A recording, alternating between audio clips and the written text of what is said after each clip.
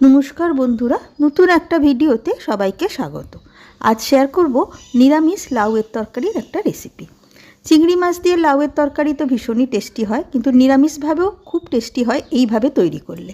প্রথমে কিছুটা সাদা তিলকে শুকনো খোলায় ভালো করে ভেজে নিয়ে জল দিয়ে একটু বেটে নেব।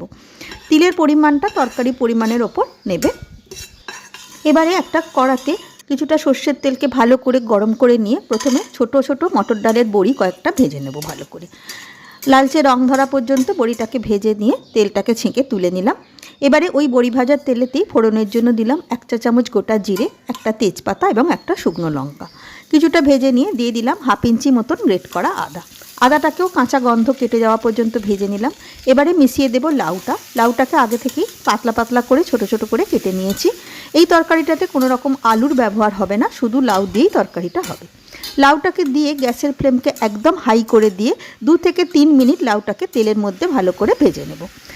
2-3 মিনিট ভাজার পর দিয়ে দিলাম স্বাদ মতো নুন আর হলুদ গুঁড়ো। আর কোনো মশলাই এই তরকারিটাতে পড়বে না। নুন দেবার ফলে লাউ থেকে জল বেরোবে, সেই জলে লাউটা সেদ্ধ হবে, কোনো রকম বাইরে থেকে জলও যোগ করব না। দিয়ে দিলাম 2টো কাঁচা লঙ্কা।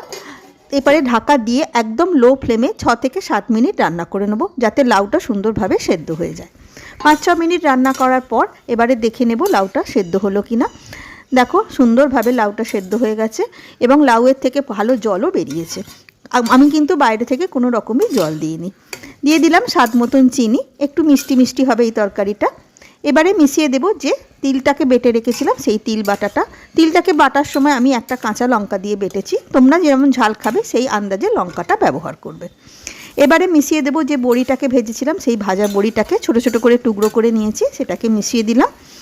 গ্যাসের ফ্লেমকে একদম হাই করে দিয়ে জলটাকে একটু শুকনো করে নিয়ে মাখা মাখা করে বন্ধ করে দিলাম। তৈরি হয়ে গেল নিরামিষ লাউয়ের তরকারি। গার্নিশিংয়ের জন্য কিছুটা ভাজা বড়ির টুকরো ওপরে ছড়িয়ে দিলাম। এইভাবে একবার রান্না করে দেখো, ভীষণ টেস্টি হয়। আশা করি ভালো লাগলো। ধন্যবাদ।